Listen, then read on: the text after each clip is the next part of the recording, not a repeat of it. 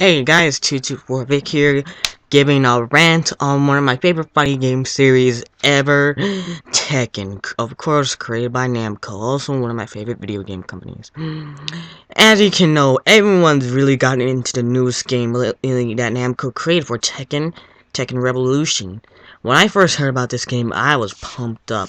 After seeing the trailer, I was like, what, they're making a new Tekken already?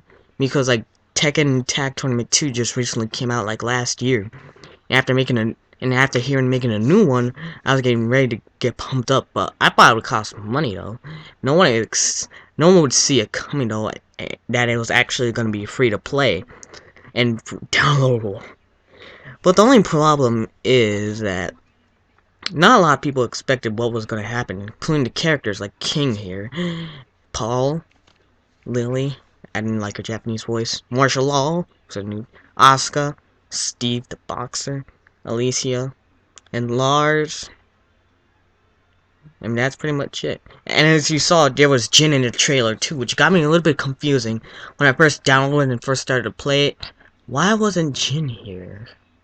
That was the thing that got me confusing. Of course, everyone else was here, but I didn't expect you can unlock characters by getting gift points, though. Apparently, in order to unlock new characters, you have to get gift points by playing online or playing in arcade mode. But they're all pretty enjoyable. But the first time it came out, they made arcade mode a little bit easy.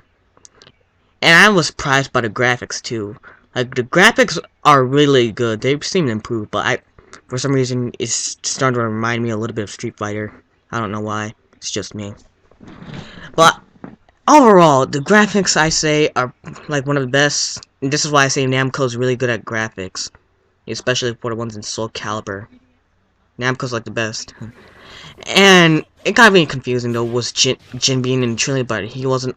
But yet he couldn't be unlocked, or you couldn't see him until about, I think, a week later. They added him by adding new characters every once in a while. The first ones they added were, of course, Jin and Ling Xiaowu.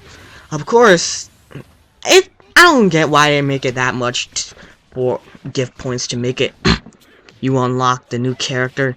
I just think it's a little bit too much. It takes a lot of time. Of course, the characters come at random, which kind of pisses me off. But I managed to get Jin once I managed to reach my second character for gift points, because I already locked Brian for my first new character.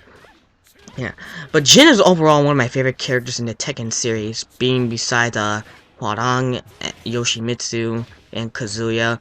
But in Tekken Revolution, this game, Kazuya is overall like one of the most overpowered.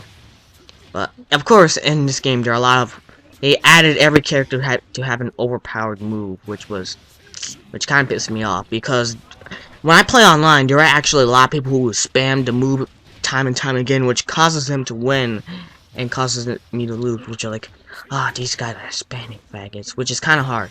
But for some reason, most people find it easy to master sometimes. Maybe they're either Asians who are highly mastered at fighting games, or just long-time fans who are actually expert at Tekken.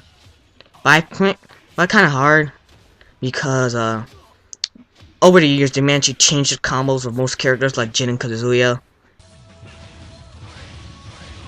Oh yeah, and I forgot to mention, besides the overpowered moves that every character has, there are some essentials that I believe Kazuya and Lars have. They they have the most enhancements they can get, especially Kazuya, due to most of his combos are actually really good and overpowered. And besides the move that he can actually use, he can go Devil Kazuya, which pretty pisses me off, considering that his laser move is actually spammable. It's actually faced people several times online that use Kazuya and won with Devil Kazuya, which pissed me off because most of the time they spammed his combo and just spammed the laser move. It was really annoying.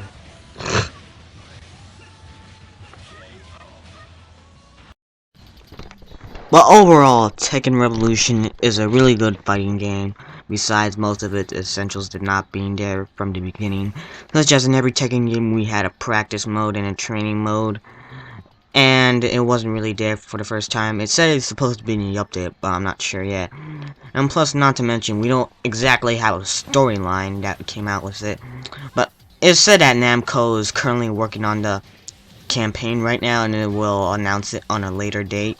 So, and not to mention, there's a limit to playing Tekken Revolution online and offline too. Mostly because there are a bunch of coins that you can actually use, that you have to use to play them, and it just sucks because it's just basically it's limited to play Tekken Revolution, because there are arcade coins and multiplayer coins. I just like to call them that.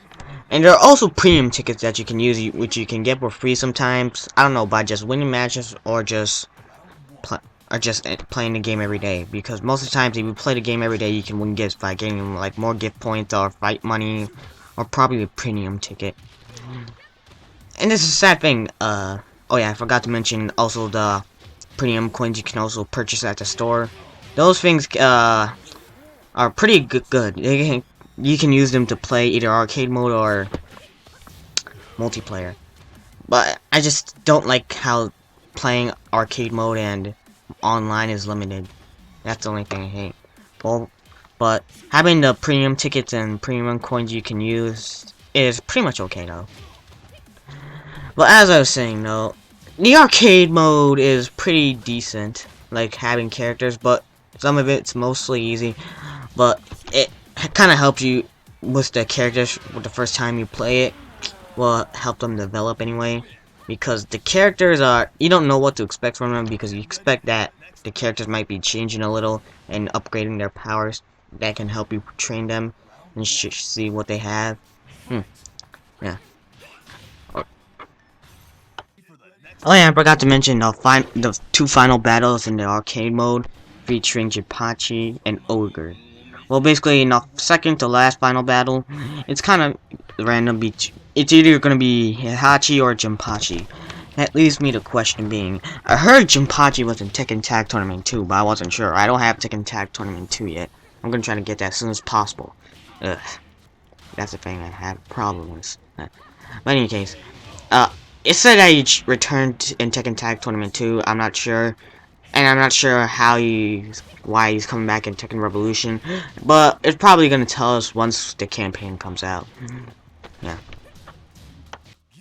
And as I mentioned, in the final boss, it's Ogre. Surprisingly, Ogre returns in Tekken Revolution. And we don't get exactly explanation. And they managed to change his look a little bit. Still kind of looking like how he did in Tekken 3, but a little bit different was his arm having a snake. Well, multiple snakes are wrapped around it, and he's a little bit more black. Well, just like to make it look a little bit more scary, I think, because Ogre wasn't really that scary in in Devil Within or Tekken 3, so I think that's what Namco tried to do. They try to make him a little bit more scary, and plus, I think a lot of people liked him as the final boss and a favorite villain in the Tekken series. So this may explain the reason why Ogre made his return, but we'll find out when the campaign comes out. Yeah, and that's pretty much my overall thoughts on Tekken Revolution. So, but I will continue to get updates on most things about this. So stay tuned. This is all for now. 224 Vic out.